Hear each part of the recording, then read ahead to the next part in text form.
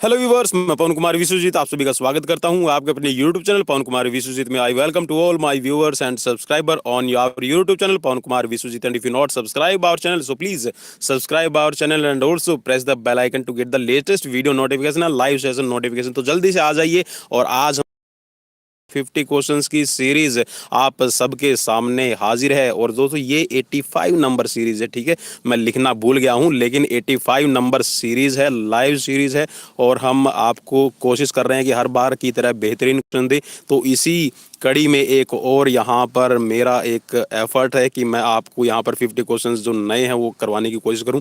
तो चलिए जल्दी से एक बार शेयर ज़रूर कर दीजिएगा सभी साथियों तक। और जो भी हमारे साथ में आज हमारे नए सब्सक्राइबर जुड़े हैं और नए व्यूअर्स आज आ रहे हैं, उन सभी का हार्दिक स्वागत, अभिनंदन। ठीक है, चलिए तो आ जाइए। और यहाँ पर पहला क्वेश्चन आपकी स्क्रीन पर है, यहाँ पर सुमेलित करना है। और आई होप कि आपने मेरी इतनी बातें सुनते हुए भी, जी हाँ, कुछ को तो ये लग रहा होगा कि क्या बोल रहे जा रहा है, ठीक है। हाँ, कुछ को प्रॉब्लम है, बिना वीडियो देखे ही अगर मैंने जैसे ही नोटिफिकेशन डाला ना, जी हाँ, लाइक, और लाइक के साथ में डिसलाइक तो जरूर होता है। मतलब वो मुझे इतना प्यार करता है कि यार उसको जब तक डिसलाइक ना कर लेना मजा नहीं आएगा। चलिए उसका भी बहुत बहुत स्वागत है भाई। तो चलिए यहाँ पर आपको इसमें सूची को सुमेलित करना है। तो सूची आपके सामने है। जोड़ को करना है, धुरी जोड़ को, और आपका बाल एंड सॉकेट जॉइंट आपका है, ग्लाइडिंग जॉइंट है, और सैडल या कैंडलाइड जॉइंट है। जो धुरी जोड़ है ना, जो धुरी आपका जोड़ दिया गया है, ये आपका पीविट जॉइंट है, ठीक है। पीविट जॉइंट बात कर रहा है।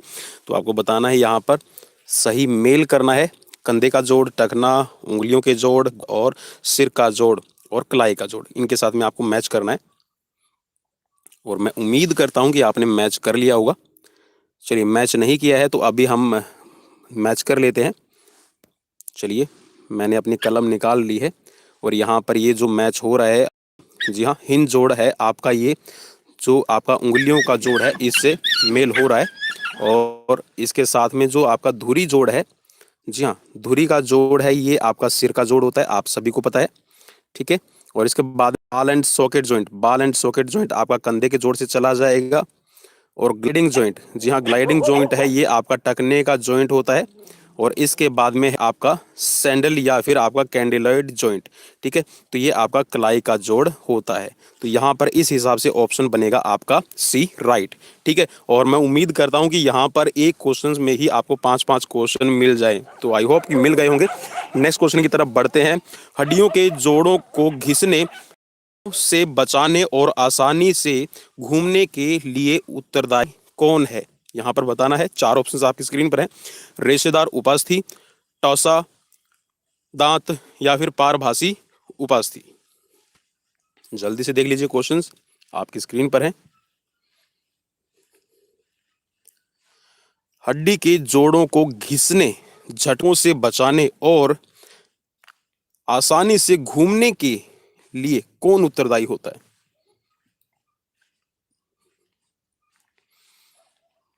चलिए, यहां पर इसको कहते हैं पारभासी उपास्थि। नेक्स्ट क्वेश्चन की तरफ बढ़ते हैं। वह तरल पदार्थ जो जोड़ों को नमदार और चिकना बनाए रखता है। 4 ऑप्शंस आपकी स्क्रीन पर हैं। कार्टिलेज, साइनोवेल, जॉइंट, फ्लूइड, और राइनोवेल।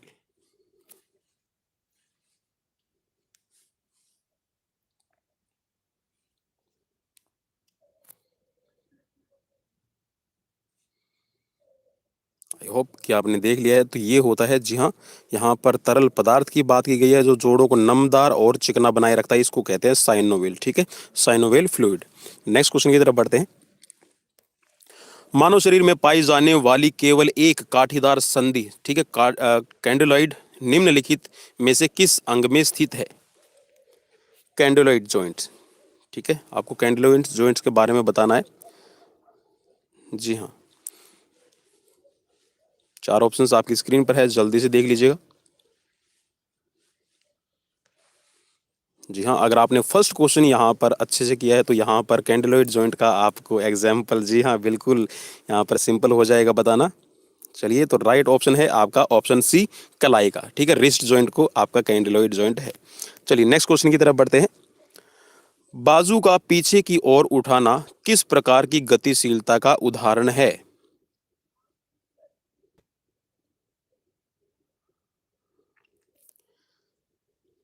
जी हाँ, आप पीछे की तरफ उसको उठाने की कोशिश करते हैं।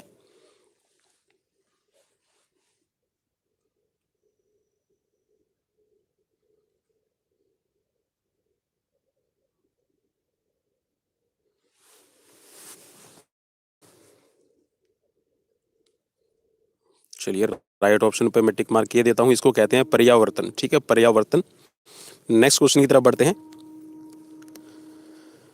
निम्नलिखित में से कौन एक जोड़ों की गतिशीलता से संबंधित नहीं है? चार ऑप्शन आपकी स्क्रीन पर है। चक्रावर्तन, प्रतिवर्तन, विपरिवर्तन और बहिवर्तन।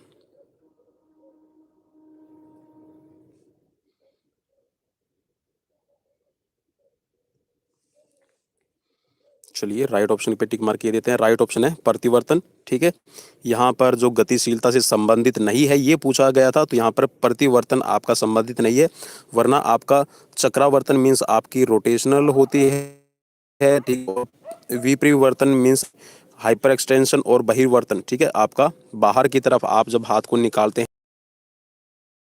अबडक्शन। ठीक है, चलिए नेक्स्ट क्वेश्चन की तरफ बढ़ते हैं। संधि का विस्तार उस समय अधिविस्तार माना जाता है जब उसके कोण की सीमा निम्नलिखित से अधिक हो। अधिविस्तार का मतलब है यहाँ पर हाइपर एक्सटेंशन। ठीक है, विस्तार का मतलब होता है एक्सटेंशन और अधिविस्तार का मतलब है हाइपर एक्सटेंशन। तो एक संधि का एक्सटेंशन उस समय हाइपर एक्सटेंशन माना जाता है जब उसके कोण की सीमा निम्नलिखित से अधिक हो। किससे ज्यादा हो?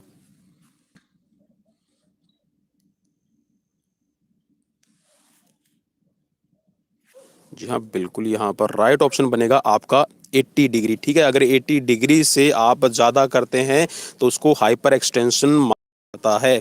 ठीक है, क्योंकि दोस्तों आपका कोई भी जोड़ है वो पूरा का पूरा 90 डिग्री एंगल पे आपका ये कह सकते हैं कि स्ट्रेट नहीं होता, तो यहाँ पर आपका 80 से अबव। ठीक है, नेक्स्ट क्वेश्चन की तरफ बढ़ते हैं। लंबी अवधि वाले कार्य में थकान से बचाने के लिए उत्तरदायी मांसपेशियां कौन सी है? और अगर सीरीज नई है, क्वेश्चन आपके लिए नए हैं, तो प्लीज एक बार शेयर जरूर कर दीजिएगा और बता दीजिएगा भाई नए क्वेश्चंस हैं। ठीक है, जल्दी से जुड़ जाइए और जल्दी से सब्सक्राइब कर लीजिए और जल्दी से बेल आइकन को भी प्रेस कर लीजिए ताकि हर एक वीडियो नोटिफिकेशन आपको मिलता रहे। लंबी अवधि वाले कार्य में थकान से बचाने के लिए उत्तरदायी मांसपेशियां कौन सी हैं? जल्दी से बताइएगा। लंबी अवधि का मतलब है यहाँ पर आपकी लॉन्ग टर्म काम करने वाली मीन्स आपकी एंड्योरेंस वर्क।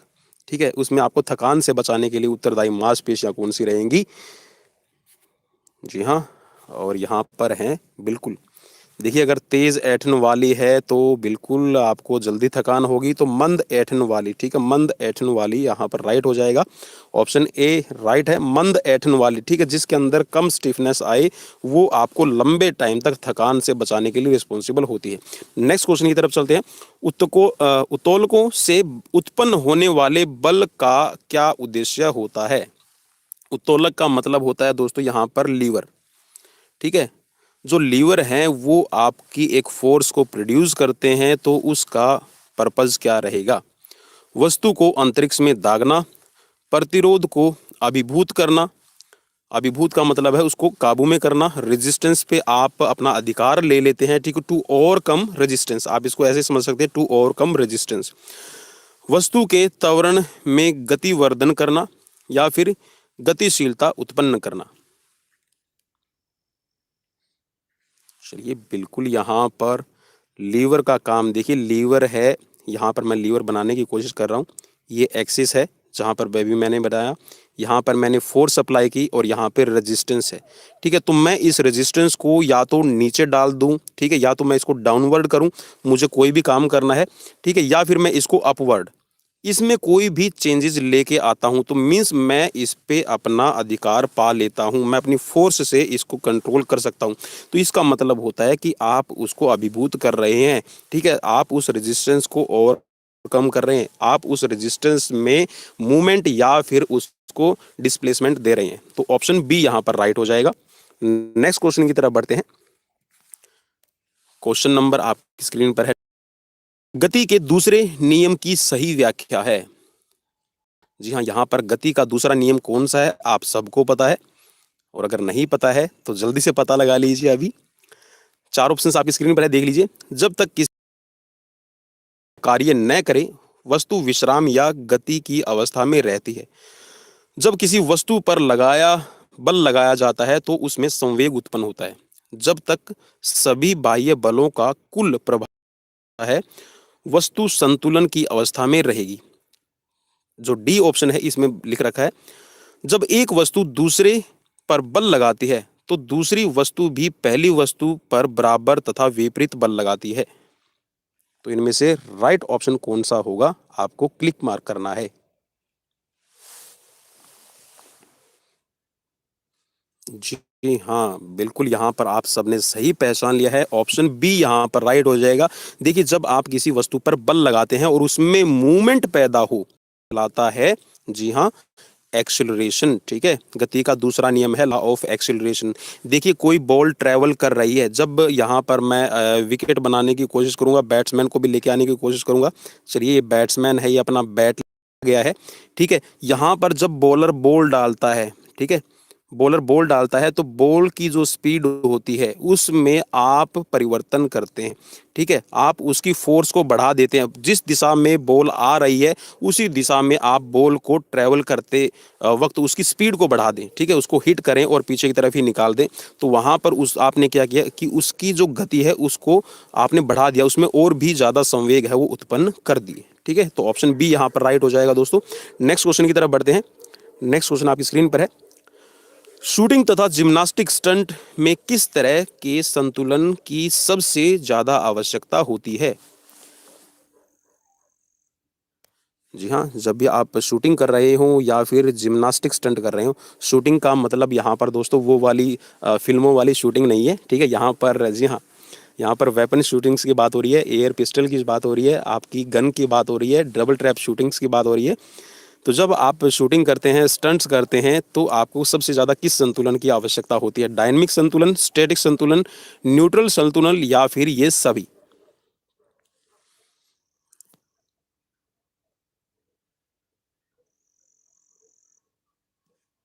चलिए, शूटिंग की बात कर लीजिए। यहाँ पर शूटिंग और जिम्नास्टिक का इन्होंने एग्जाम्पल दे रखा है। बाकी आप जब स्टार्टिंग ब्लॉक पे स्टार्ट की पोजीशन, जब आप पोजीशंस में बैठे होते हैं, जब आपकी जो आपको सेट की पोजीशन होती है, उस सेट की पोजीशंस में आप क्या करते हैं? जी हाँ, आप अपना संतुलन बनाने की कोशिश करते हैं, स्टैटिक संतुलन, ठीक है, स्टैटिक बैलेंस की आपको ज़रूरत होती है। सो ऑप्शन बी यहाँ पर आपका राइट हो जाएगा दोस्तों। नेक्स्ट क्वेश्चन की तरफ बढ़ते हैं। क्वेश्चन नए हैं तो प्लीज़ शेयर करिएगा भाई। स्टैटिक संतुलन से संबंधित निम्नलिखित बातों में से किसका होना बहुत आवश्यक है? स्टैटिक संतुलन, ठीक है।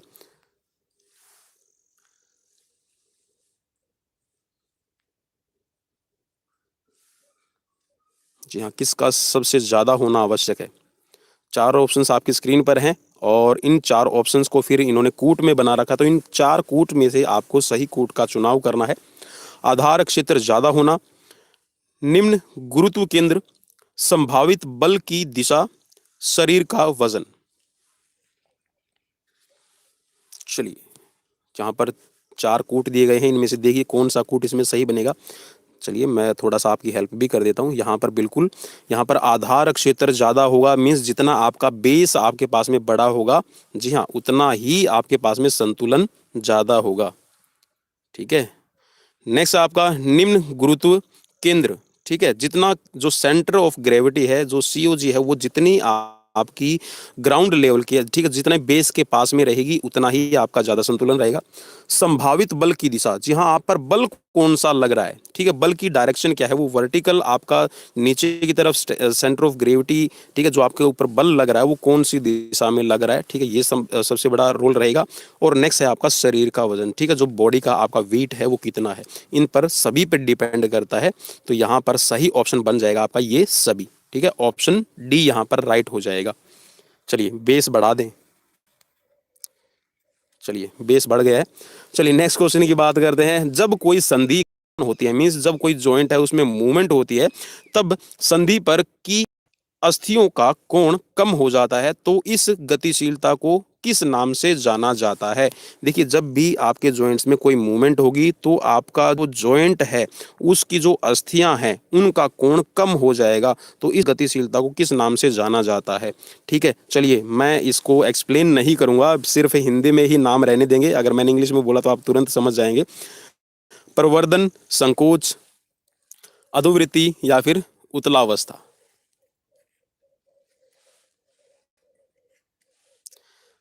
हाय हाय, मेरे हाथ की मसल्स है ना आज दोस्तों, वो कॉन्ट्रैक्ट हो रही है। ठीक है, कॉन्ट्रैक्ट हो रही है।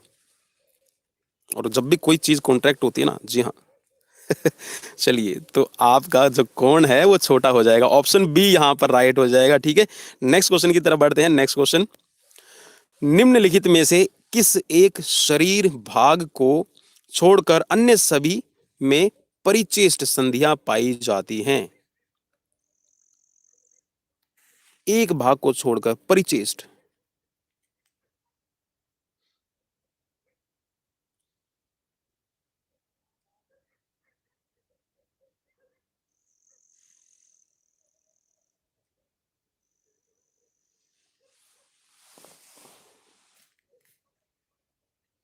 चलिए, उम्मीद करता हूं कि आपने बिल्कुल सही पहचान लिया होगा। देखिए, ये भी आपका स्लाइटली मूवेबल जॉइंट रहेगा, ये कंधा भी। ठीक है, तो यहाँ पर परिचेस्ट का मतलब है यहाँ पर परिचेस्ट संधियाँ। ठीक है, जो आपका है इसको कहते हैं आपका हिंज जॉइंट। ठीक है, चलिए, तो हिंज जॉइंट नहीं, सॉरी, यहाँ पर सॉरी, हिंज जॉइंट इसमें घुटने में पाया जाता है, लेकिन जो परिचेस्ट संधियाँ हैं ये आपकी कंधे में, कलाई में और खोपड़ी की जोड़ में पाई जाती हैं। ठीक है, यहाँ पर इसमें बॉल एंड सॉकेट का ये पूछ रखा था। ठीक है, मीन्स आपका हिंज जॉइंट के बारे में। तो option D, sorry, option B यहाँ पर राइट हो जाएगा। ठीक है, इसमें आपकी जो परिचेस्ट संधियां हैं वो नहीं पाई जाती। चलिए, नेक्स्ट क्वेश्चन की तरफ बढ़ते हैं। जोड़ों का अध्ययन कहलाता है संचलन विज्ञान, जीव विज्ञान, मानव मिति या फिर मानव विज्ञान? जोड़ों का अध्ययन।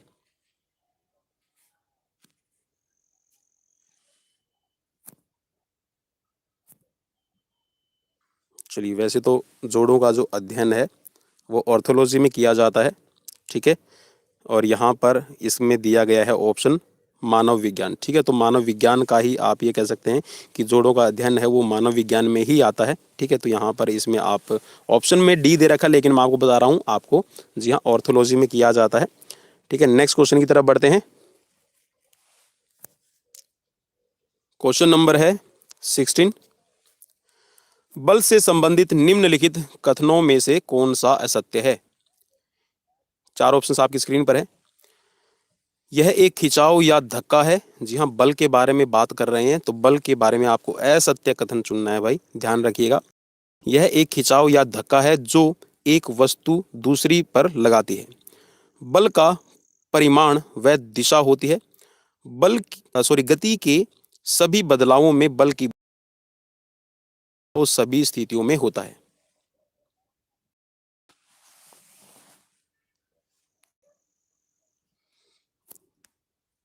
तो यहाँ पर असत्य कथन आपको चुनना है, तो असत्य कथन हो जाएगा आपका बल लगाने से गति में प्रभाव सभी स्थितियों में होता है। तो ये बिल्कुल भी नहीं होता, इसका विपरीत होता है। ठीक है, तो यहाँ पर आपके इसमें ये कथन वाला ये असत्य रहेगा, ऑप्शन डी। नेक्स्ट क्वेश्चन की तरफ बढ़ते हैं। यहाँ सुमेलित करना है। ठीक है, और सुमेल करने के लिए यहाँ पर आपको एक दी गई है और सूची 2 से सुमेलित करना है। चार कूट आपके सामने। काइनेटिक्स, विशीन बल और आपका कंप्रेशन बल, शियर बल।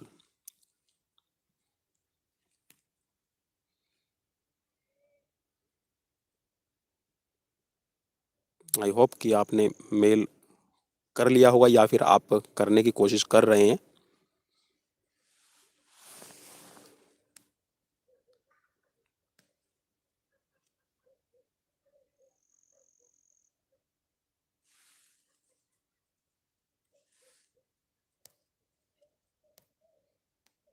चलिए,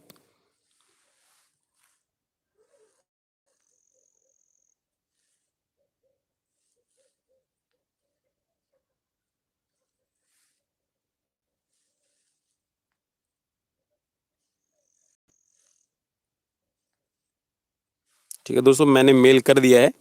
काइनेटिक्स है जो आपका यह असंतुलित बल से संबंधित है, अर्थात गति के कोणीय प्रभाव से है। वशीन बल का मतलब है यह वह बल है जो वस्तु को स्ट्रेच करता है, ठीक है, स्ट्रेच करता है। ठीक है, आपको आज पता भी चल गया होगा। जो जिनको नहीं पता है, जो नेट वगैरह की तैयारी नहीं करते हैं, तो उनके लिए हो सकता है मैं भी नए क्वेश्चन हूँ। कंप्रेशन बल वो होता है कि जो किसी वस्तु पर दबाव डालता है, कंप्रेस करता है। और शियर बल वो होता है कि जो एक वस्तु को दूसरी से स्लाइड करता है। ठीक है, आप सपोज कीजिए कि आप मेज पर आपने कोई ग्लास वगैरह रखा है, कोई पुस्तक वगैरह रखी है, बुक वगैरह रखी है, तो आप उसको स्लाइड करते हैं, ठीक है, उसको खींचते हैं। तो यहाँ पर जो ये ऑप्शन इसमें बनेगा ये हो जाएगा आपका ऑप्शन बी। ठीक है, नेक्स्ट क्वेश्चन की तरफ बढ़ते हैं। चलिए, यहाँ पर कूट आपको चेक करना है। बल लगाने से गति पर पड़ने वाला प्रभाव निम्नलिखित में से किस बात पर निर्भर करता है? गति में बदलाव आएगा जब बल का परिमाण वस्तु द्वारा दिए गए गतिरोध से अधिक होगा। जिस दिशा से बल लगेगा वह तय करेगा कि गति रेखीय है या कोणीय या दोनों की मिश्रित गति होती है। ऑप्शन 3 में है वस्तु कोणीय या रेखीय तरीके से गतिमान होती है। यह इस बात पर निर्भर करेगा कि किस बिंदु पर बल लगाया गया है। और जो आपका फोर्थ यहाँ पर आपका कथन दिया गया है, चौथा जो कथन है यहाँ पे, इसमें है वस्तु द्वारा अनुभव की गई गति में बदलाव उसे असंतुलित बल के परिमाण के बराबर होती है। तो यहाँ पर बल लगाने से गति पर पड़ने वाले प्रभाव के बारे में पूछा गया है। तो यहाँ पर ये सभी कथन आपके राइट हो जाएंगे। ठीक है, इन सभी पर निर्भर करेगा, तो ऑप्शन डी यहाँ पर राइट है। ठीक है, नेक्स्ट क्वेश्चन की तरफ बढ़ते हैं। यहाँ पर चाल, दूरी, आपका बल, ठीक है, इनसे अब आ गए हैं कुछ नए क्वेश्चंस। कुछ एक के लिए मुश्किल होगा, कुछ एक के लिए इजी रहेगा। ठीक है, तो दोनों ही तरह के रहेंगे। और देखिए, मेरा कभी भी ये मोटिव नहीं है कि मैं चैनल पर ऐसे क्वेश्चंस पुट अप करूं या फिर ऐसे क्वेश्चंस आप सबके लिए लेके आऊं कि जो आपके लिए बिल्कुल ही हार्ड हो जाए। और किया जाएगा उतना ही व्यूअर्स को, और व्यूअर्स की बात नहीं है यहाँ, टीचिंग की बात यहाँ पर है, लर्निंग की बात। तो जितना ही हम जल्दी सीखते हैं, जितना भी यहाँ पर सिंपल होगा। जी हाँ, आप सबको पता है सिंपल टू कॉम्प्लेक्स होना जरूरी है, तो सरल पहले, उसके बाद में हमें कठिन की तरफ बढ़ना चाहिए। तो यहाँ पर ऑप्शन नंबर है आपका 19। चाल का समय और दूरी से क्या संबंध है? 4 ऑप्शंस आपकी स्क्रीन पर है और मैं उम्मीद करता हूं कि आपने पहचान लिया होगा। जी हाँ, चाल का समय और दूरी से क्या संबंध है? तो यहाँ पर सीधा सा आपको फॉर्मूला बताना था। जी हाँ, अगर यहाँ की बात करते हैं कि आपकी चाल कितनी है, तो यहाँ, ठीक है, दूरी और आपने कितने समय में तय की, तो ये आपकी चाल आ जाएगी। ठीक है, गति आ जाएगी, सीधी सी बात ये है भाई। नेक्स्ट क्वेश्चन की तरफ बढ़ते हैं। बल की इकाई है, तो बल को आप किस यूनिट में मापते हैं? ठीक है, आप, जी हाँ बिल्कुल, यहाँ पर आपने सबने पहचान लिया है, तो न्यूटन। ठीक है, बल की या फिर फोर्स की जो सबसे स्मॉलेस्ट इकाई आपकी यूनिट है, ये आपकी न्यूटन हो जाएगी। नेक्स्ट क्वेश्चन की तरफ बढ़े हैं। क्वेश्चन नंबर है 21। गतिज ऊर्जा को निम्न में से किस तरह व्यक्त कर सकते हैं? गतिज ऊर्जा, ठीक है, यहाँ पर गतिज ऊर्जा के लिए सूत्र है। और देखिए, हम कई बार ये होता है कि जो फिजिकल एजुकेशन के जो स्टूडेंट्स होते हैं ना, जी हाँ, शारीरिक शिक्षा के मेरे प्यारे नन्हे मुन्ने जितने भी, यहाँ पर मैं भी आ गया इसमें, हम सबका एक ही यही जब हम स्कूल गोइंग होते हैं तो उस टाइम पे ये रहता है, अरे यार क्या इंग्लिश, क्या साइंस, क्या मैथमेटिक्स, इनसे पीछा छुड़ा लें और हम, जी हाँ, फिजिकल एजुकेशन ईजी रहेगा। बिकॉज उस टाइम पे जो हम फिजिकल एजुकेशन पढ़ते हैं वो डिफरेंट होती है। तो लेकिन जैसे ही हम फिजिकल एजुकेशन की लाइन में आते हैं, CPED, BPED, MPED और जितने भी आपके कोर्सेज यहाँ पर होते जाएंगे, उनमें आप देखेंगे कि यहाँ पर, जी हाँ, मैं ये कहना चाहूँगा कि मेरा कहने का मतलब ही यहाँ पर ये है, एक पर्याय मेरा ये है कि physical education is the best subject in overall subject. ठीक है, लेकिन यहाँ पर हमें खुद की डेवलपमेंट करनी है और अपने सब्जेक्ट्स में हमें इतनी महारत हासिल करनी है कि कोई ये ना कहे कि this subject is just like that, एम ही सब्जेक्ट है। ठीक है, क्या करना है जी पढ़ा के, ऐसा नहीं। ठीक है, यहाँ पर जो नॉलेज है वो आपको किसी भी दूसरे सब्जेक्ट में नहीं मिलेगी। I am just giving 100% guarantee. तो चलिए यहाँ पर आपने बिल्कुल पहचान लिया होगा।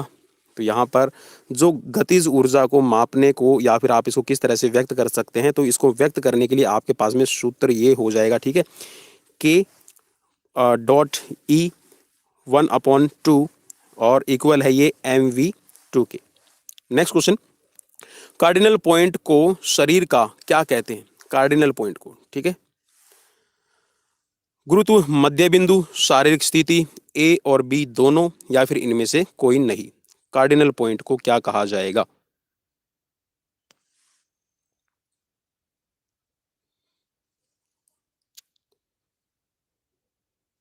चलिए राइट ऑप्शन की तरफ लेकर चलता हूं। तो राइट ऑप्शन है इसका आपका गुरुत्व मध्य बिंदु। It's a point of gravitational force, ठीक है, ये आपका ग्रेविटेशनल का पॉइंट होगा, इसको कार्डिनल पॉइंट कहा जाता है, ठीक है।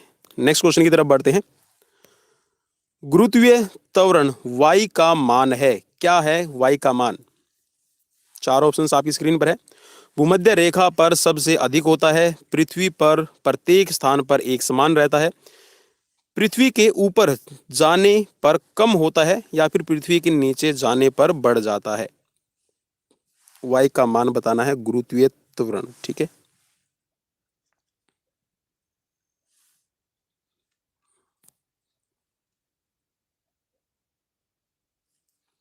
चलिए राइट ऑप्शन की तरफ लेकर चलता हूं। तो राइट ऑप्शन इसमें बनेगा ऑप्शन सी। जी हाँ, गुरुत्वीय त्वरण का जो मान होता है वो पृथ्वी के ऊपर जाने पर कम होता है, ठीक है। नेक्स्ट क्वेश्चन की तरफ बढ़ते हैं। क्वेश्चन नंबर 24, जैव यांत्रिकी विज्ञान में अध्ययन किया जाता है, बायोमैकेनिक्स, ठीक है, बायोमैकेनिक्स साइंस में आप किसका करते हैं? बायोमैकेनिक्स इसको कहा जाएगा। अध्ययन किया जाता है, किसका अध्ययन किया जाएगा? जीवित प्राणियों द्वारा लगाए गए बल का, गुरुत्व केंद्रक का, ए बी दोनों या फिर उपरोक्त में से कोई नहीं।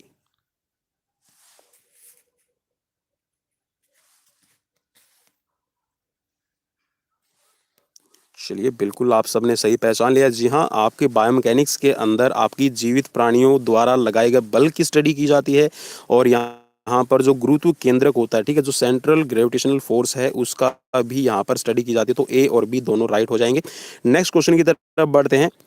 बल को व्यक्त किया जा सकता है, किस तरह से व्यक्त करेंगे? यहाँ पर फॉर्मूला आपसे सीधे सीधे पूछा गया है, कौन सा फॉर्मूला रहेगा बल को व्यक्त करने के लिए? How to present force?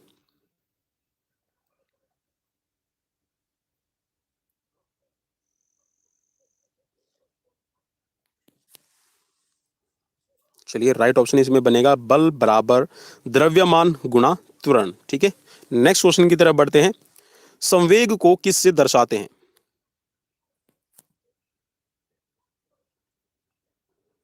संवेग, जी हाँ, जो गति होती है आप उसको किससे दर्शाएंगे?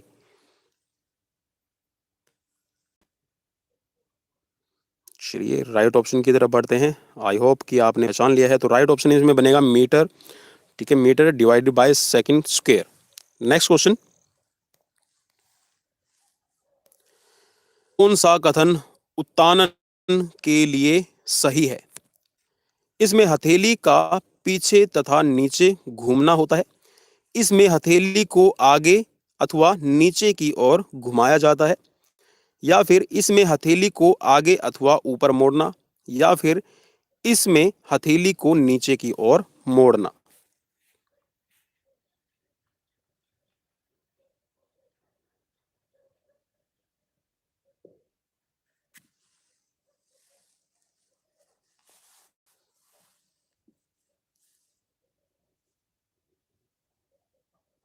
चलिए राइट ऑप्शन पे मैं क्लिक मार किए देता हूं। इसमें हथेली को आगे अथवा ऊपर की ओर मोड़ा जाता है, ठीक है। नेक्स्ट क्वेश्चन की तरफ बढ़ते हैं। क्वेश्चन ज्यादा हैं, अगर एक्सप्लेन करने लगा तो टाइम लगेगा, जल्दी से जल्दी कीजिएगा। निम्नलिखित कथनों पर विचार कीजिए, क्योंकि इन क्वेश्चंस में थोड़ा सा आप इनको ये कह सकते हैं कि ऑब्जेक्टिव टाइप हैं लेकिन लेंथी क्वेश्चन है। एडक्शन भीतर की ओर गति है जो शरीर की मध्य रेखा की ओर की जाती है। एडक्शन शरीर के केंद्र रेखा की ओर गति है जिसमें हड्डी का अपनी ही धुरी के ऊपर घूमना है, या फिर एडक्शन अबडक्शन के बिल्कुल विपरीत है।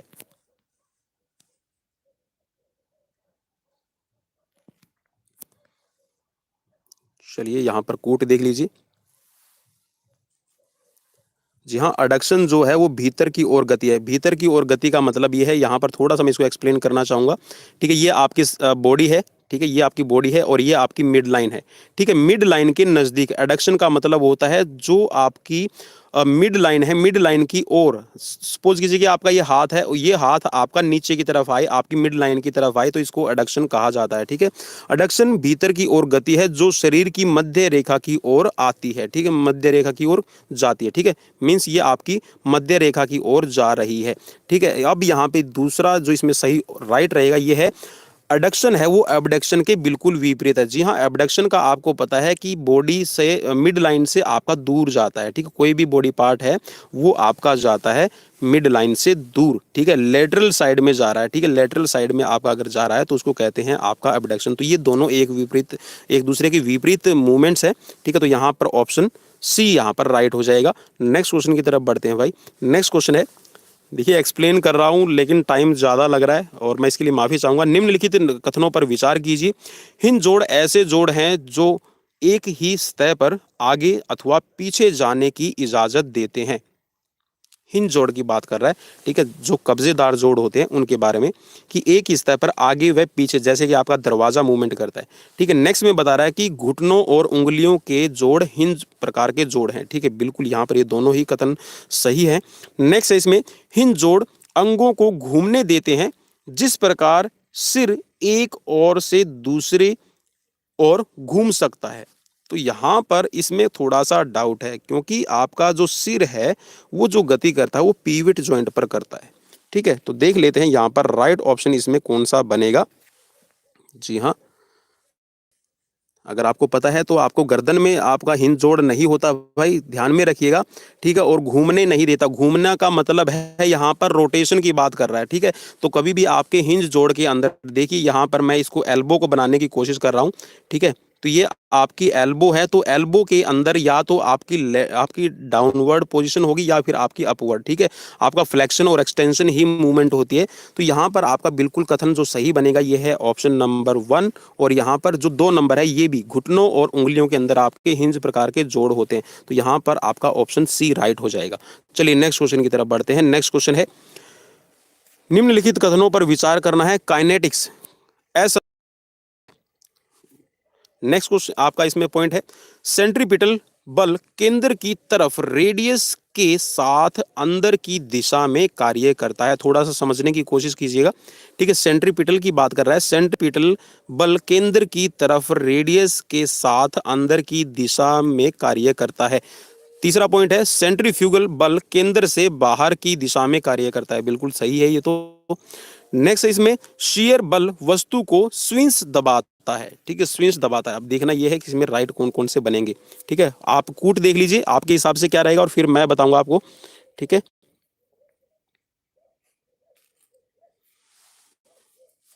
देखिए शियर बल का हमने देखा था स्विंग्स दबाता है, स्विंग्स दबाता नहीं है। ठीक है, ये आपकी एक टेबल मैं बनाने की कोशिश कर रहा हूँ। ठीक है, ये मैंने ऐसे टेबल बना दी है। ठीक है, तो इस टेबल पे आपकी कोई भी बुक रखी है, कोई भी आपकी वस्तु रखी है, पेपर रखा है, तो आप उसको क्या करते हैं, उसको आप खींचते हैं। ठीक है, आप उसको ड्रैग करते हैं। ठीक है, करते हैं तो वो क्या करेगा, दूसरे एक सरफेस से दूसरे सरफेस पे स्लाइड करता है। तो शियर बल में तो ये चीज होती है। ठीक है, काइनेटिक्स बल है वो असंतुलित बल है। बिल्कुल मूवमेंट्स होती है उसमें, आपका असंतुलन रहता है। ठीक है, कोई भी आपकी स्थिर अवस्था नहीं रहेगी। बिल्कुल यहाँ पर सही है। नेक्स्ट है इसमें, सेंट्रिपिटल आपका बल है वो केंद्र की तरफ। ठीक है, आप इसको ये आपको समझ में आ गया होगा। चलिए मैं इसको सर्कल में बना लूंगा। ठीक है, ये वाला बिल्कुल सही बन रहा है और ये वाला सेंट्रिपिटल वाला बताना है आपको। ठीक है, ये आपका एक सेंटर है। आप सपोज कीजिए कि यहाँ पे ये आपने तार गोला, ठीक है, तार गोला का हम एग्जाम्पल ले लेते हैं। यहाँ पर आपका शॉर्टपुट है, वो आप क्या करते हैं, यहाँ पर कोई भी ऑब्जेक्ट है जिसको पकड़ के रखता है। ठीक है, यहाँ पर आपने इस तार गोले को पकड़ रखा है। ठीक है, तो तार गोला क्या करता है, वो बाहर की तरफ जो बल लगाता है, जो गोला है, जो आपका शॉट है, वो आपको बाहर की तरफ पुश करता है। तो इसको कहते हैं आपकी सेंट्रीपिटल फोर्स।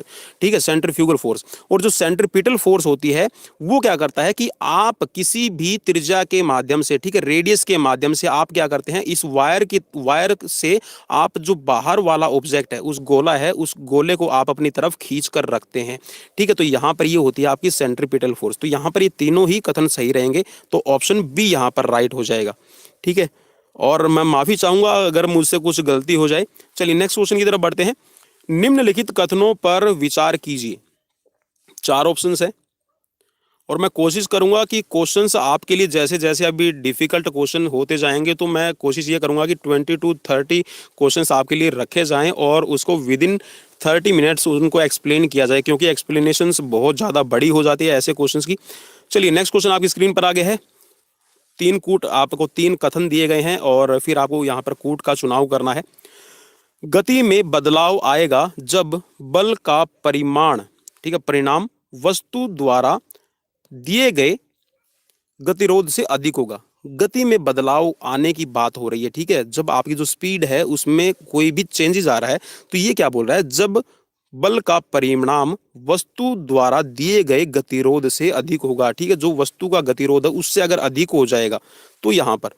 अब नेक्स्ट में क्या बोल रहा है, एक वस्तु में एक ही दिशा में जितने अधिक बल लगते हैं वे गति के परिणाम में उसी क्रम में वस्तु में प्रभाव पैदा करते हैं। जी हाँ, बिल्कुल, यहाँ पर उसकी जो स्पीड है वो बढ़ती जाएगी अगर आप एक ही दिशा में बल लगा रहे हैं। नेक्स्ट है, कोणीय या रेखीय तरीके से गतिमान नहीं होती, नहीं होगी। यहाँ पर इसने बोला है कि जो कोणीय या रेखीय तरीके से गतिमान नहीं होगी। तो अब देखना यह है कि राइट कौन सा रहेगा। आप यहाँ पर देख लीजिए, मैंने तो क्वेश्चंस को देख लिया है, ठीक है, और मैं तो देखता ही रहता हूँ। तो यहाँ पर जो कथन, देखिए, जब भी हम कोणीय गति करते हैं तो कोणीय जो मूवमेंट होती है तो वहाँ पर जब आप टर्न लेते हैं तो आपकी स्पीड पे प्रभाव पड़ता है, ठीक है, गतिमान तो नहीं होगी, ठीक है, मीन्स वो जो स्पीड है वो एक जैसी ही नहीं रहेगी स्पीड में। तो मेरे हिसाब से तो ये नहीं होना चाहिए। तो यहाँ पर जो ऑप्शन फर्स्ट और सेकंड, ठीक है, ये दोनों ही सही रहेंगे। तो ये दोनों ही इसमें बन रही हैं, ये हमें देखना है। तो ये है आपके ऑप्शन ए में, ठीक है, ए और 2 ये दोनों सही है, ठीक है। नेक्स्ट क्वेश्चन की तरफ बढ़ते हैं। निम्नलिखित कथनों पर विचार कीजिए। आपको 2 कथन दिए गए हैं, इन पे विचार करना है, कौन सा आपका सही है कौन सा नहीं है। काइफोसिस को कुबड़पन भी कहा जाता है, बिल्कुल सही है। तो हाँ, नेक्स्ट इसमें काइफोसिस को गोल पृष्ठ भी कहा जाता है। गोल पृष्ठ का मतलब हो गया इसमें राउंड बैक, ठीक है, गोल कमर। तो चलिए देख लेते हैं आपके हिसाब से क्या रहेगा। पहले आप देख लीजिए और उसके बाद में मैं आपको राइट ऑप्शन बता देता हूं। चलिए, राइट ऑप्शन दोनों ही है, ठीक है, ऑप्शन सी यहाँ पर राइट हो जाएगा, ठीक है। काइफोसिस को ही कुबड़पन भी कहा जाता है और काइफोसिस को आपका राउंड बैक भी कहते हैं, ठीक है, आपकी राउंड बैक, गोल पीठ भी, ठीक है, गोल कमर भी कहा जाता है, ठीक है। और काइफोसिस में जो आपकी चेस्ट होती है वो पिजन चेस्ट बन जाएगी, ये भी याद रखिएगा। रेस्पिरेशन में आपको प्रॉब्लम आती है बहुत ज़्यादा, रेस्पिरेटरी जो आपका, ये कह सकते हैं कि जो ऑक्सीजन की इनहेल करने की आपकी कैपेसिटी है वो कम होती है, जिसको भी काइफोसिस की रहेगी प्रॉब्लम। चलिए नेक्स्ट क्वेश्चन की तरफ बढ़ते हैं। यहाँ पर औसत कोणीय वेग क्या है, औसत कोणीय वेग, ठीक है, एवरेज आपकी जो एंगुलर आपकी जो मूवमेंट है उसके बारे में पूछा गया है। चलिए, इनमें समझाने वाला कुछ नहीं है, यहाँ पर ये सिर्फ फॉर्मूला है, तो इन फॉर्मूले में से आपको पहचानना है कि कौन सा राइट हो जाएगा।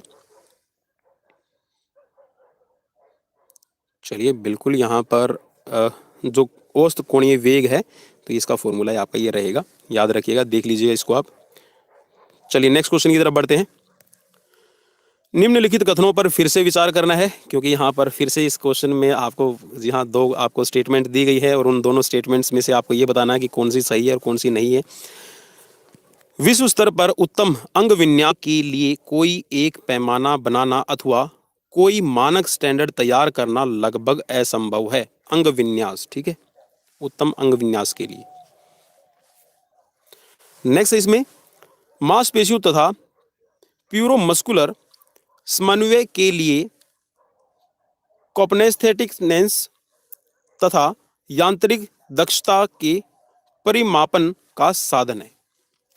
चलिए, कथन को एक बार आप भी देख लीजिए, कंसेप्ट थोड़ा सा क्लियर कर लीजिएगा।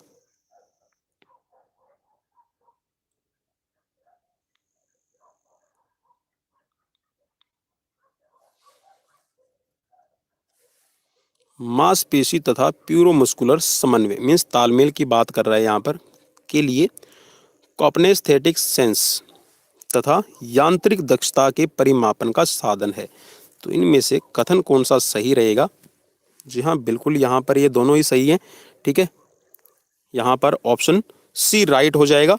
एक और दो दोनों ही सही हैं। जी हाँ, लगभग असंभव होता है उत्तम अंग विन्यास को मापने के लिए। ठीक है, मतलब आप कोई भी बना रहे हैं तो एक जैसा तैयार करना बड़ा मुश्किल होता है। नेक्स्ट क्वेश्चन की तरफ बढ़ते हैं। अच्छे अंग विन्यास का मूल शरीर के प्रभावी रूप से तथा पूर्ण क्षमता से कार्य करने से है। अक्रिय अक्रिय अंग विन्यास से कोई व्यक्ति निद्रा में हो या विश्राम अवस्था में हो, शरीर को पेशीय यत्नों की कम से कम आवश्यकता पड़ती है।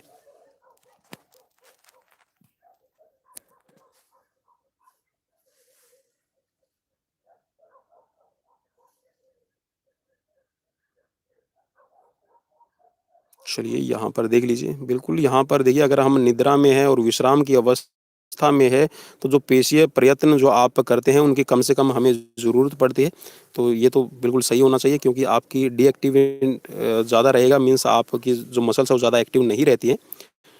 ठीक है, और यहाँ पर है अच्छे अंग विन्यास का मूल शरीर के प्रभावी रूप से तथा पूर्ण क्षमता से कार्य करने से है। तो यहाँ पर राइट इसमें बनेगा। जी हाँ, बिल्कुल ऑप्शन सी यहाँ पर राइट हो जाएगा। ठीक है, दोनों ही आपके सही हैं। नेक्स्ट क्वेश्चन की तरफ बढ़ते हैं। निम्नलिखित कथनों पर विचार कीजिए। मांसपेशियों का अध्ययन ऑस्टियोलॉजी कहा जाता है। मांसपेशियों का अध्ययन तो भाई मायोलॉजी कहा जाएगा। चलिए नेक्स्ट देख लेते हैं। स्थूलकी और पृष्ठीय संधि दोनों एक अक्षीय संधि का उदाहरण है। मेरे हिसाब से तो चलिए नेक्स्ट देख लेते हैं। इसमें अंशछद मुक्केबाज की मांसपेशी होती है। अंशछद का मतलब है यहाँ पर जो आपकी मुक्केबाजी के लिए मसल्स में कौन सी मसल्स यूज होती है, जो आपकी बॉक्सर मसल जिसको कहा जाता है। जी हाँ, चलिए तो यहाँ पर इसमें सही कथन कौन सा है देख लीजिए। चलिए बिल्कुल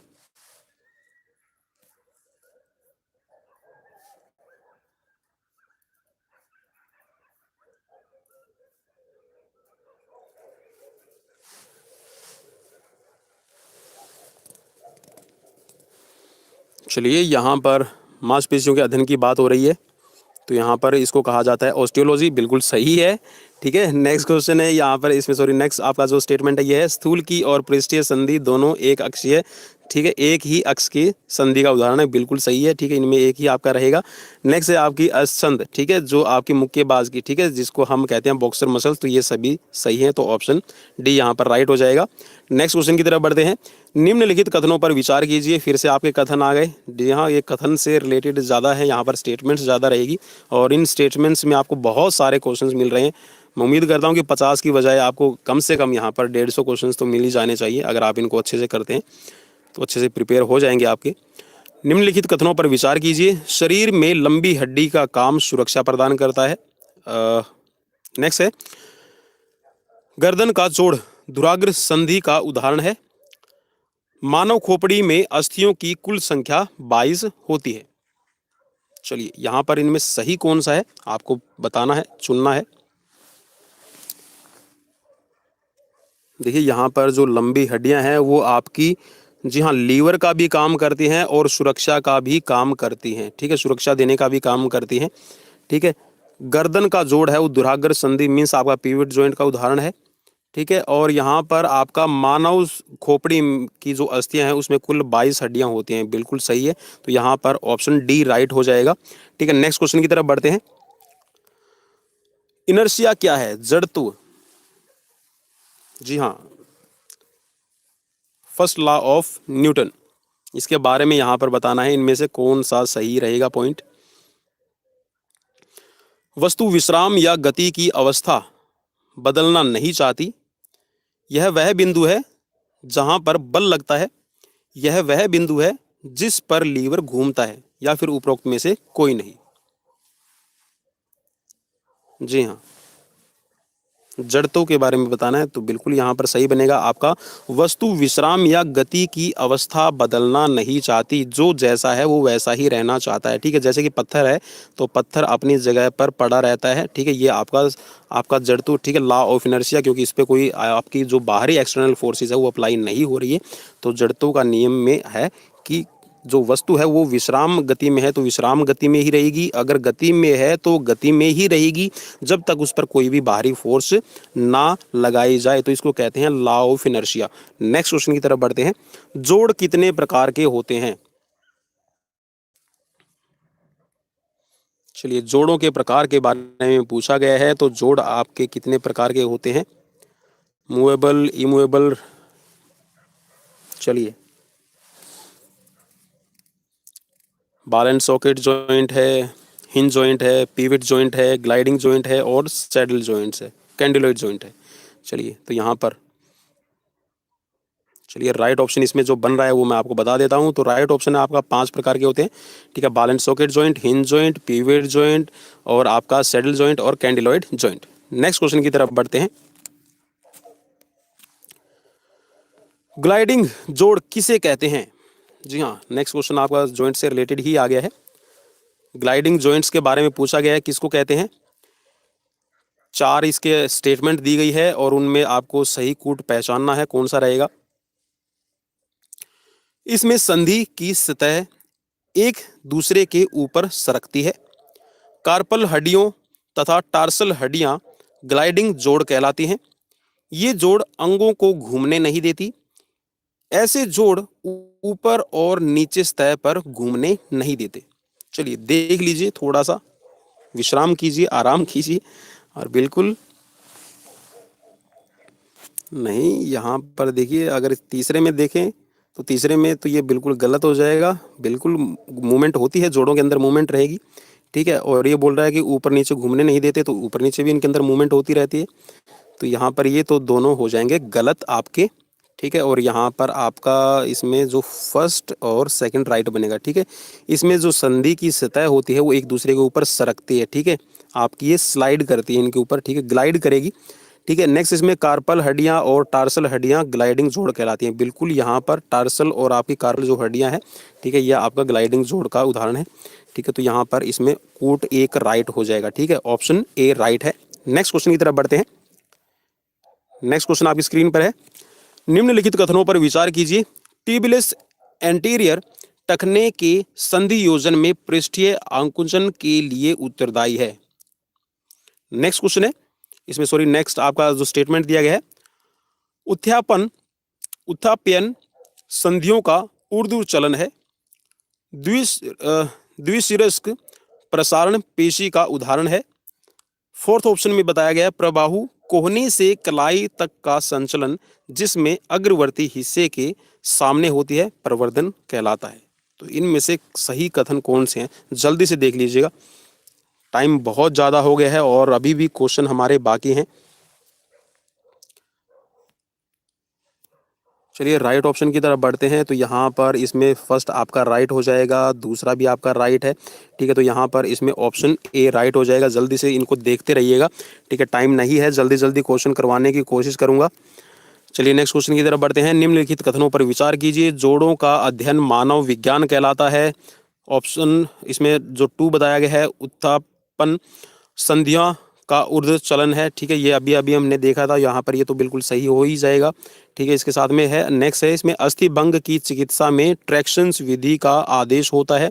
ठीक है, ट्रैक्शंस विधि का यूज होता है या नहीं होता, जल्दी से आप देख लीजिएगा। और इसमें लास्ट में है दूरी अदिश मात्रा, स्केलर क्वांटिटी। ठीक है, स्केलर क्वांटिटी मीन्स आप इसको चेक कर सकते हैं या नहीं कर सकते हैं, आपको बताना है। चलिए 4 ऑप्शंस आपकी स्क्रीन पर हैं, जल्दी से देख लीजिए। उपरोक्त कथनों में से कौन से कथन सही हैं? चलिए बिल्कुल यहाँ पर जोड़ों का अध्ययन है मानव विज्ञान, और यहाँ पर उत्थापन, ठीक है, उत्थापन को यहाँ पर ऊर्ध्व चलन अभी अभी हमने देखा था। अस्थि भंग की चिकित्सा में ट्रैक्शन विधि का आदेश होता है, बिल्कुल है। ठीक है, और यहाँ पर दूरी अदिश मात्रा स्केलर क्वांटिटी है, तो यहाँ पर ये सभी राइट हो जाएगा। ठीक है, ऑप्शन डी राइट है। नेक्स्ट क्वेश्चन की तरफ बढ़ते हैं। पर्यावर्तन क्या है? जी हाँ, पर्यावर्तन के बारे में आपको बताना है। क्या समझते हैं आप पर्यावर्तन से? यह शरीर के एक भाग का गोलाकार घुमाना है। जोड़ों को मोड़ने से लौटाना अंगों का पर्यावर्तन है। या फिर यह शरीर के केंद्र रेखा की गति है। या फिर डी में इसमें जबड़े को करना अथवा जीवा को ऊपर करना है।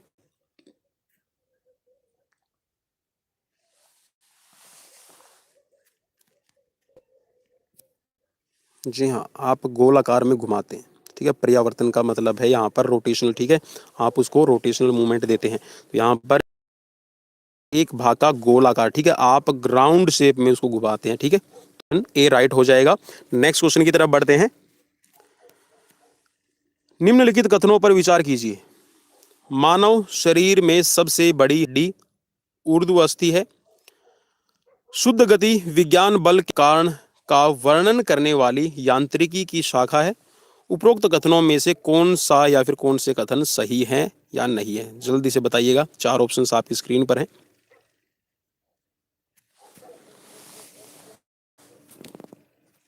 जी हाँ, बिल्कुल सबसे बड़ी अस्थि की बात कर रहे हैं तो सबसे बड़ी है आपकी, जी हाँ,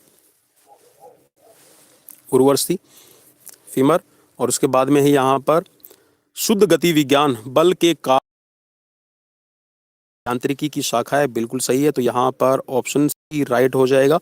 नेक्स्ट क्वेश्चन की तरफ बढ़ते हैं। नेक्स्ट क्वेश्चन, निम्नलिखित कथनों पर विचार कीजिए। मेरुदंड की तिरछी वक्रता को पार्श्व कुब्जता भी कहते हैं। तिरछी वक्रता को पार्श्व कुब्जता कहते हैं या नहीं कहते? काइफोसिस को गोल पृष्ठ भी कहा जाता है। बिल्कुल, काइफोसिस को तो अभी अभी हमने रिसेंटली देखा था ये क्वेश्चन, तो ये बिल्कुल सही बन रहा है। और पार्श्व कुब्जता, ठीक है, तिरछी वक्रता, रीढ़ की हड्डी आपकी ये वाली कर्वेचर बनाती है, ये वाला कर्वेचर भी बना सकती है, सी कर्वेचर, एस कर्वेचर। ठीक है, तो ये किस में आएगा? जी हाँ, इसको पार्श्व कुब्जता, ठीक है, स्कोलोसिस। बिल्कुल, यहाँ पर ये आपके सभी राइट हो जाएंगे, तो ऑप्शन सी यहाँ पर राइट है। नेक्स्ट क्वेश्चन की तरफ बढ़ते हैं। निम्नलिखित कथनों पर विचार कीजिए। जिस बिंदु पर पिंड का कुल द्रव्यमान अथवा भार सकेंद्रित माना जा सकता है। नेक्स्ट आपकी जो कोटेशन है, बल के घूर्णन को बला घूर्णन भी कहते हैं। हिंदी में बड़ा डिफिकल्ट रहता है क्वेश्चंस को समझ पाना। I think English is better than Hindi when you are just trying to understand physical education. लेकिन हम फिजिकल एजुकेशन में इंग्लिश से दूर भागते हैं। और जी हाँ, इंग्लिश ही आपसे आजकल अगर आप प्राइवेट फील्ड में जाते हैं तो it's very very important for you that you have just fluent in English. चलिए, राइट ऑप्शन इसमें दोनों रहेंगे, तो यहाँ पर राइट ऑप्शन बनेगा इसमें सी। नेक्स्ट क्वेश्चन की तरफ बढ़ते हैं। परिवलय किसे कहते हैं? जी हाँ, परिवलय बताना है आपको। परिवलय मीन्स पैराबोला। चलिए देखते हैं क्या रहेगा। मुक्त वायु अंतरिक्ष में प्रक्षेपित पदार्थ के मार्ग को परिवलय कहते हैं। ऑप्शन बी, एक ओर से दूसरी ओर पार्श्विक रूप से गुजरती हुई कल्पित रेखा परिवलय कहलाती है। ऑप्शन सी में है हवा में घूमती हुई गेंद में कार्य करने वाला बल है। नहीं, बिल्कुल यहाँ पे इसमें तो स्पिन हो जाएगा। ठीक है, बॉल है वो हवा में स्पिन हो रही है। ठीक है, उपरोक्त में से कोई नहीं। तो चलिए, बिल्कुल यहाँ पर आपने एक ऑब्जेक्ट यहाँ से ऐसे छोड़ा और ये एक अपना मार्ग तय करते हुए कहीं पर लैंड करता है। ठीक है, तो ये आपका लैंडिंग पॉइंट हो गया, मीन्स आपका एंड पॉइंट मैं ई से दर्शा रहा हूँ। ठीक है, और ये है आपका स्टार्ट। तो यहाँ से ऐसे, ठीक है, ये ऐसे आपका गति करते हुए जा रहा है, तो ये जो एक रास्ता बनता है इसको परिवलय कहा जाता है। ठीक है, इसको पैराबोला, ठीक है, पैराबोला कहा जाएगा। नेक्स्ट क्वेश्चन की तरफ बढ़ते हैं। विस्थापन और दूरी इकाइयाँ क्या है? 4 ऑप्शंस आपकी स्क्रीन पर है। विस्थापन, डिस्प्लेसमेंट एंड डिस्टेंस। चलिए, कौन सी रहेगी? जल्दी से पहचानिएगा। जी हाँ, बिल्कुल। इसका जो फॉर्मूला है ये है आपका मीटर, ठीक है, ऑब्लिक सेकंड 3। नेक्स्ट क्वेश्चन की तरफ बढ़ते हैं। फिर से कथनों पर विचार कीजिए, स्टेटमेंट्स पे विचार कीजिए और बताइए भाई कि आज की और क्वेश्चंस की सीरीज आपको कैसी लगी ये भी मुझे जरूर कीजिएगा। 9 प्रतिष्ठित अर्थशास्त्रियों ने देश के विकास में अंतर्राष्ट्रीय व्यापार की भूमिका को देखते हुए इसे आर्थिक विकास के इंजन की संज्ञा प्रदान की। ऑप्शन सेकंड में है, आर्थिक विकास ऐसा साधन है जो विकास की लालसा उत्पन्न करता है, साथ विकास को पूरा करने के लिए संसाधन भी प्रदान करता है। इनमें से कौन से कथन सही हैं या नहीं है? चलिए जल्दी से देखिएगा और मुझे बताइएगा। चलिए सोचना कुछ नहीं है यहाँ पर। बिल्कुल, यहाँ पर जो 9 प्रतिष्ठित अर्थशास्त्री हैं उन्होंने देश के विकास में जो अंतर्राष्ट्रीय व्यापार की जो भूमिका को देखते हुए ये कहा है कि बिल्कुल जो आर्थिक विकास अगर है तो इसको इंजन की संज्ञा दी है, ठीक है, जो आपका व्यापार, ठीक है। यहाँ पर नेक्स्ट में कहा गया है आर्थिक विकास एक ऐसा साधन है जो विकास की लालसा, ठीक है, बिल्कुल यहाँ पर विकास की लालसा को उत्पन्न करता है, डेवलपमेंट की इच्छा को जागृत करता है और साथ ही विकास को पूरा करने के लिए जो सोर्सेज है वो भी प्रदान करेगा। तो दोनों ही आपके सही हो जाएंगे, ठीक है, ऑप्शन सी राइट रहेगा। नेक्स्ट क्वेश्चन की तरफ बढ़ते हैं और ये आज का अंतिम, हमारी इस लाइव सेशन का अंतिम छोर, ठीक है, अंतिम पड़ाव में हम आ गए हैं। निम्नलिखित कथनों पर विचार कीजिए।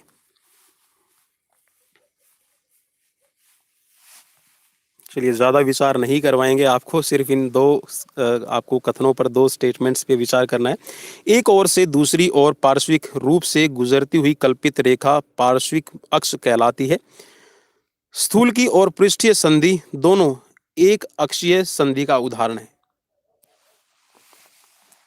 जी हाँ, बिल्कुल, ये क्वेश्चंस में अलग अलग ये स्टेटमेंट्स दी गई थी और हमने दोनों ही देखी थी, तो यहाँ पर दोनों ही सही हैं, तो ऑप्शन सी यहाँ पर राइट हो जाएगा।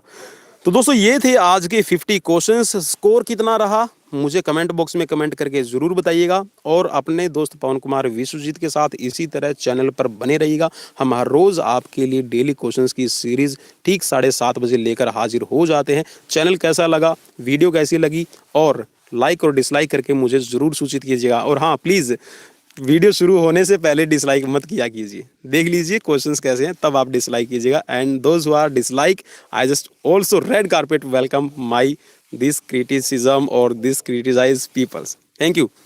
शुभ रात्रि।